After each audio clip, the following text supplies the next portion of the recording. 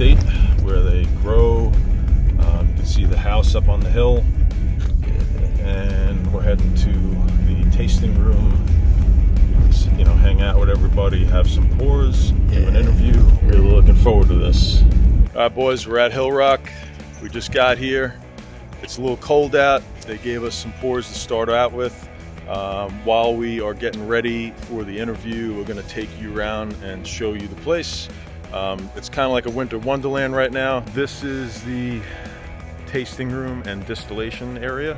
That's the owner's house up on the field. Say hi to the deer. We're going to go into the malt house, which is right here, and then the building behind it is the rick house. So let's get it going. They have a nice little display here, the bottles with some of the awards they've won. We're going to head into the still house now. He's in the middle of producing a bourbon.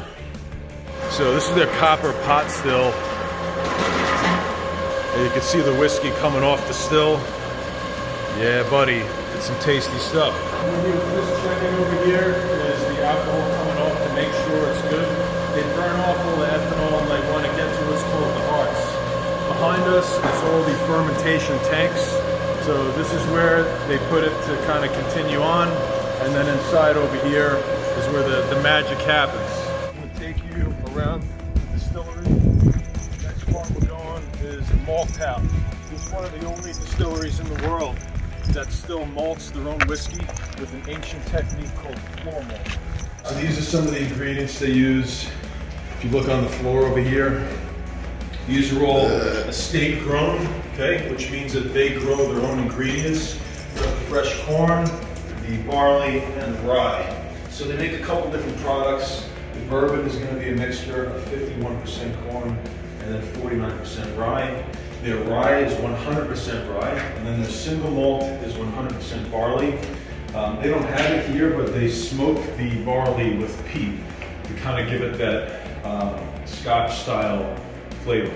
Okay, so we're going to head upstairs and show you the malt area.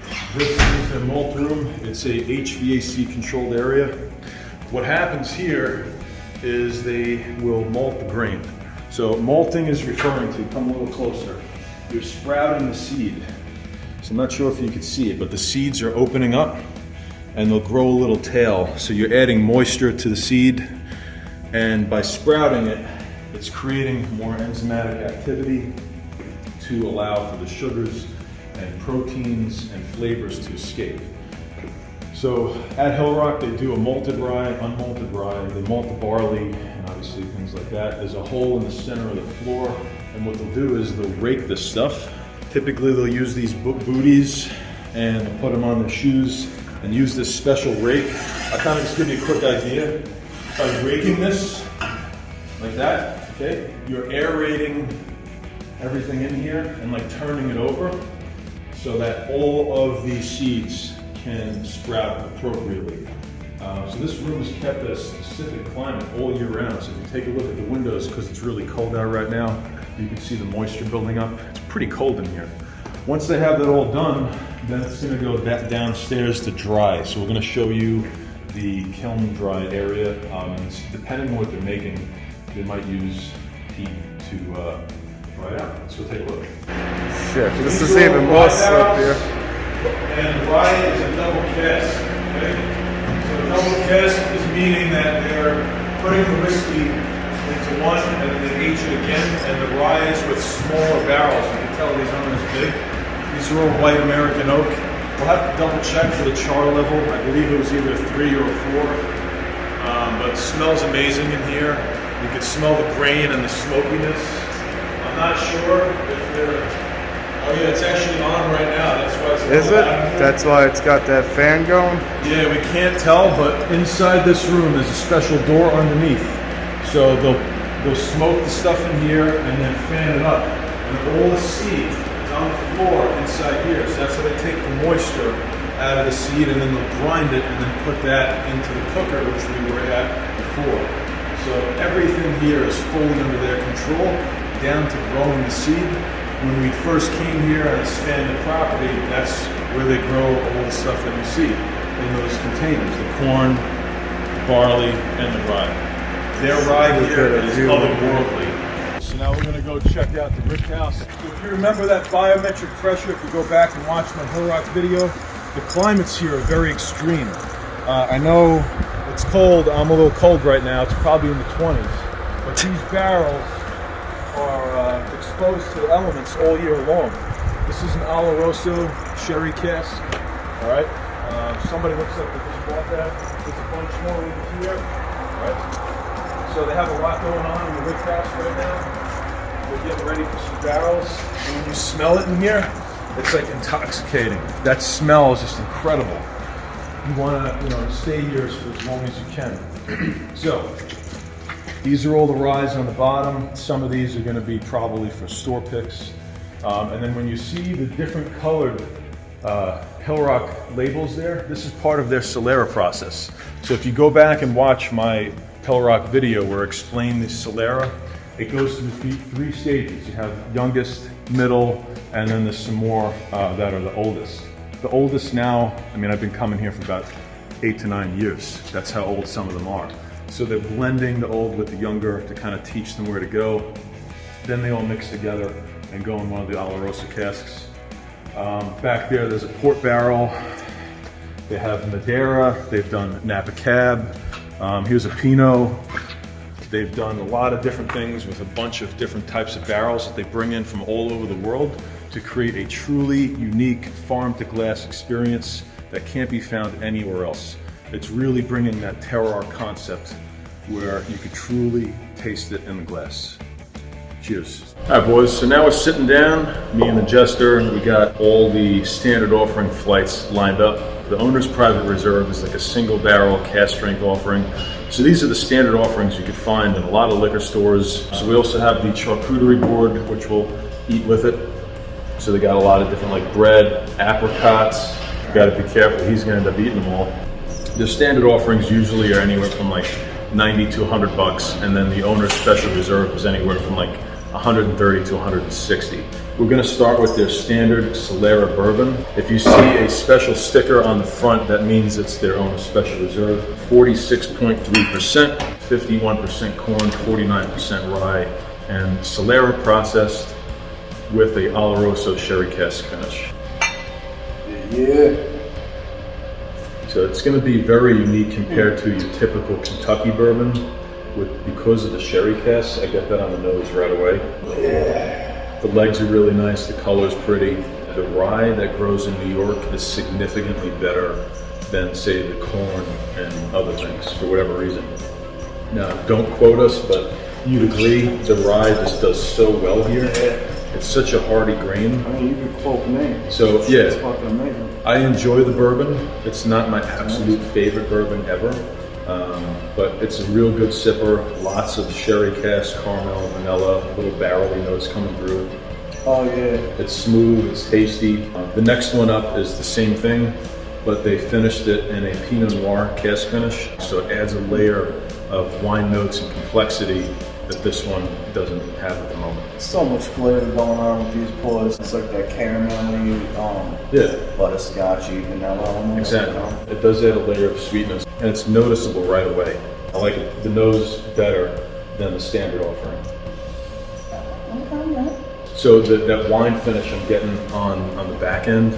So the beginning is similarities to the first one. A little bit of caramel and vanilla Nice sweet funkiness, finish to but it. the Pinot Noir comes in on the finish, and it's really good. In all honesty, I thought this one smelled better, but this one tastes better. I agree. Yeah. There's a little bit more complexity in the nose, but there's more complexity on the palate. Yeah. And the finish is better on this one. All right, let's move to the rye. This is probably my favorite of the whole selection here. So, double cask rye, smaller barrels like we showed you, estate grown, 100% rye. Completely different nose. You can smell that, like that rye, the ginger. I get a lot of ginger spice. It's so good. Tons of fruit notes, spicy baking spice notes. Woo! Cheers, man. This nose is very inviting. Yeah, you're gonna want to go down on this. Incredible. The raw gingerbread up front, that caramelly vanilla on the back with the finish. Yeah, just loads of spice notes. Yeah. good palate, good finish, great pour. Definitely recommend the rye. Their rye is our favorite here. Come on, we're a little biased. We love the rye. Probably my favorite pour here. This is great in cocktails, especially if you're going to do a Manhattan or whiskey sour. So now we're going to do back to the Tawny Port cask finish rye. Let's go and finish in the Tawny. Yeah, so Tawny Port, it's a Portugal wine. And similar to what we saw with the bourbon, how there was this difference between the bourbon where they had a cask finish with the Pinot Noir versus the regular. The rye, they took the regular rye and then did the Tawny Port cask finish after aging in 2 casks. So it's typically, actually, it's a triple cask finish now. Yeah, cask to cask to cask. Sweet nose, man. It changed the nose quite a bit, right? More of a desserty smell. Yeah. Go for the barrel proof if you can. We recommend it, 100%. Yeah. That is really tasty. Yeah, that Tawny Port does it well, man. Oof. The finish is still going. Wow. It really makes the finish almost more savory and longer lasting in my opinion. Yeah. So I would say it's similar to that one, just with loads more smoothness and sweetness on the finish, just like we saw with the bourbon. You want more of that classic rye, go for this one. Yeah. You want more for like a little savory, sweeter finish to it, go for this one. Yeah, I agree. So let's do the single malt. We'll talk about that. This one had a very unique smell to it. I actually already smelled it. Phenomenal. Yeah. So the single malt is like the Hillrock's version of a Scotch. It's 100% barley, and they do Oloroso and Pedro Jimenez cask finish. So it's a double cask finish, 100% barley, malted barley, estate grown. It's almost got that earthy smell to it too. Right? So I'm getting that peat note, a little bit of peat, peat smoke on the nose, mixed with like some fruits and apricot and berries. They use peat to dry out the barley, so some of the smoke is getting into it. They don't add the peat to the whiskey, so it's not overpowered like some of the Islay scotches. This one I think is a really good example of a single malt where you could taste each note individually, but it's completely different from the rest and all on its own. It's like a good smoky scotch, but like with that sweet finish. Exactly, phenomenal. Stay tuned for more. We hope you enjoyed that. Yo. Hey guys, today we are at Hillrock Estate Distillery with the owners Jeff and Kathy. We got our jester over here. He's been drinking all day, having a good time. We're drinking the double cask rye, finished in a Tawny Port cask for 69 days. It is literally Christmas in a bucket. It's snowing outside, so it just felt appropriate. Yeah, absolutely. They took some time out of their day and they were kind enough to meet with us today to go over their beautiful estate distillery and what they do here. And me and the jester greatly appreciate the amount of effort and extra money they spend to produce the best product possible. You'll notice on some of the bottles that we have out here, they've won some very prestigious awards, some in Germany, some in San Francisco, some of them recent and on the rise as well. So what I wanted to ask you guys is kind of how you got into it and what is it that you think makes some of the stuff unique that you can tell the audience about your particular product? Sure. Well, thank you for coming, for starters. Cheers. It's a pleasure to have you. Cheers. Cheers. Well, we started almost a decade ago, and it's like everyone needs to have a crazy hobby. I grew up farming, and it was just something I needed to be doing. So when we saw the whole craft spirits industry rising, we felt that there was something missing, and that was the estate concept that you find in wineries. So we basically just embarked on creating what we wanted to make the best field to glass whiskeys in the world. We're lucky enough to be able to not have partners and just hold out for the best quality. Absolutely. Yeah, we really notice a difference. Me and the jester have been drinking, and not just to drink it. Like a lot of people, when they say, hey, you enjoy whiskey, sometimes they'll think, I'll take a pour and shoot it back. For me, I come home from work and I'll sit on a pour for an hour, 2 hours. And I love it when a pour takes me on a journey. The pours that you guys have really provide that. So we look for 3 different things. The nose, where it's smelling really good to invite you to drink it. where the palate is bringing you on a journey with a multifaceted, complex flavor and a really long, beautiful finish with more flavors coming out as you continue to drink it. And we really notice that unique flavor coming through, especially with the rye for whatever reason. Is there anything you think about that with regards to New York rye and what you do here that would separate it from other areas of the world? I think it's clearly terroir driven, so go ahead. Terroir Kathy. driven. Well, so funny, just to your right, it's covered in snow, but I think it's really important that we control every aspect of making our whiskey. We grow all of, you're talking about the rye, we grow all of our grain.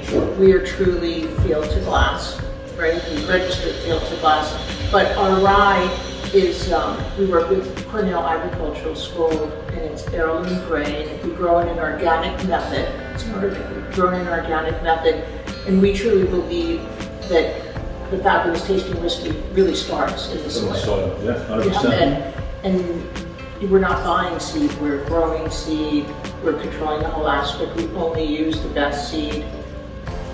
We think it really, really matters. It's much more labor intensive, and as you said, it's much more expensive. Yeah. But we think the product is just so much better. Me and the Jester couldn't be happier with what you guys make and the amount of effort. It's absolutely our absolute favorite rye, period.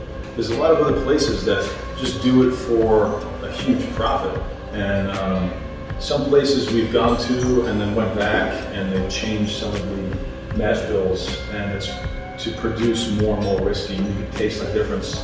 And the two of us were like looking at each other as we were drinking it, like, man, this doesn't taste too good.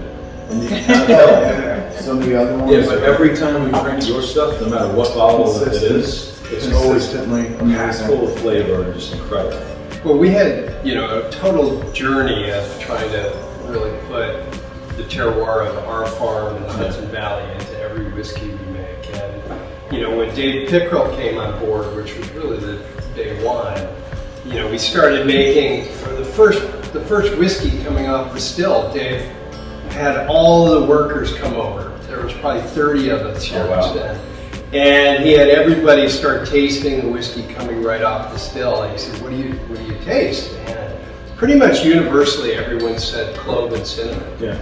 And I think that's something that's a mark on really all of our whiskeys, whether it's the water, the soil, it's hard to know, but and we just embraced it. And Dave was like, that's what it's all about. That's the terroir that speaks of this place. It's amazing, yeah.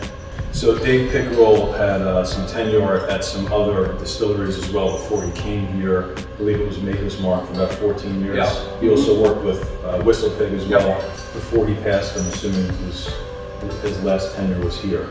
Yeah, he sort of. He designed. Yeah, I mean, Dave, I would say really, he viewed us and Whistle Pig as kind of his two babies. Okay. And he spent a lot of time on the road for us, and he spent a week here physically on property every month. And we built an apartment for him upstairs. That's awesome. Yeah. He was really family. He designed all our mash bills, all our protocols.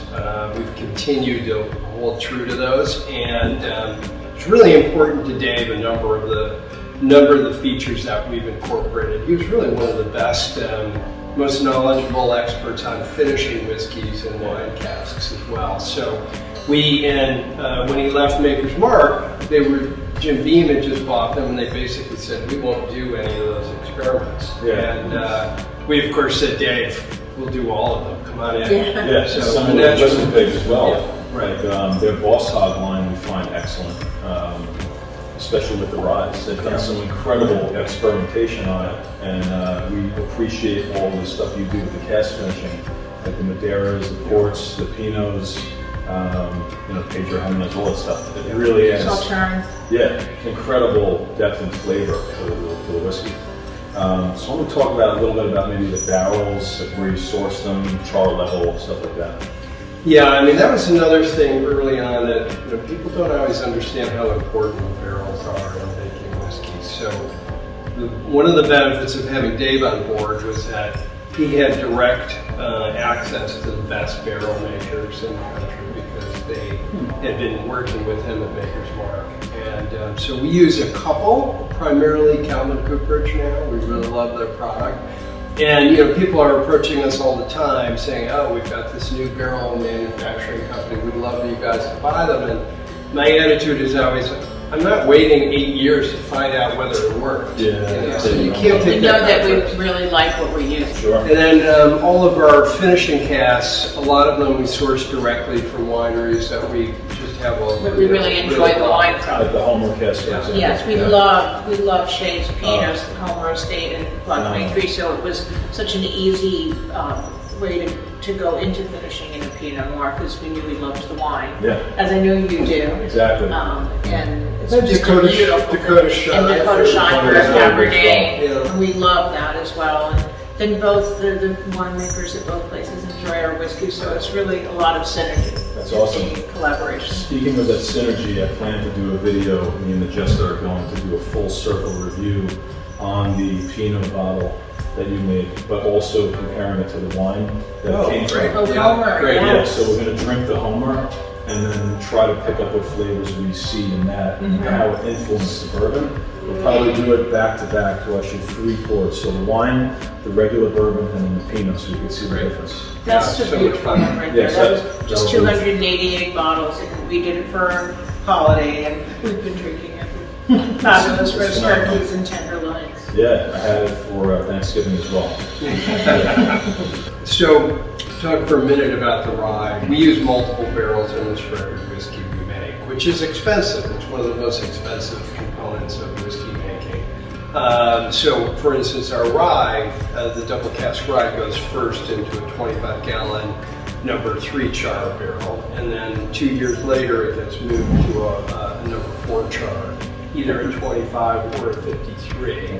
And then after that, it might go to a port cask, a Sauternes cask, whichever else. So, they're generally in at least 2 to 3 barrels before they get bottled.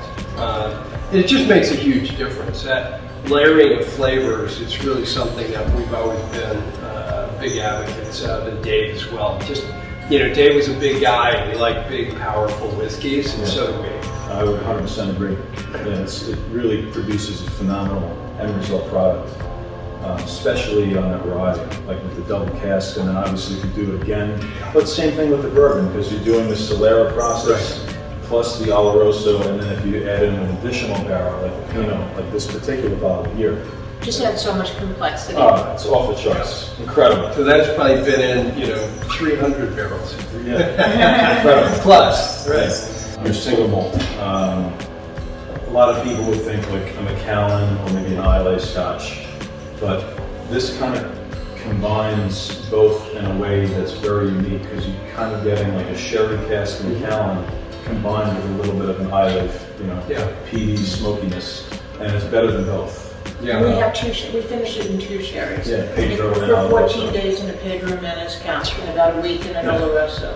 Well, I was early on, the single malt was kind of my baby because when Dave came to us, obviously everyone knew Dave for bourbon and rye. Single malt was not something he was really known for. And he said, Dave, I happen to like single malts. I want to make the best American single malt. Yeah. And he's like, no problem. I happen to work at a bunch of distilleries in Scotland, and he always used to like to say that we make our single malt exactly the way they do in Scotland, except we don't add any coloring.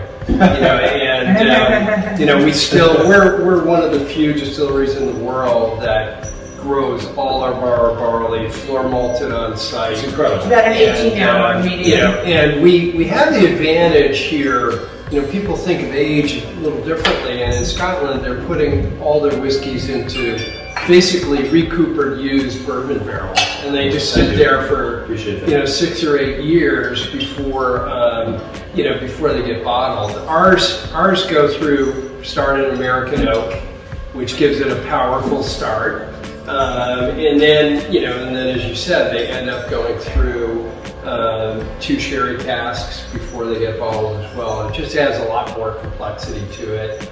And frankly, whiskeys tend to get age profile quicker here than they do in Scotland. Oh yeah, the nose on this is incredible. So like I get like fruit notes, that smoky, peaty Why note. didn't you just pull it, by the way? This is the same one. Well, would you like a little?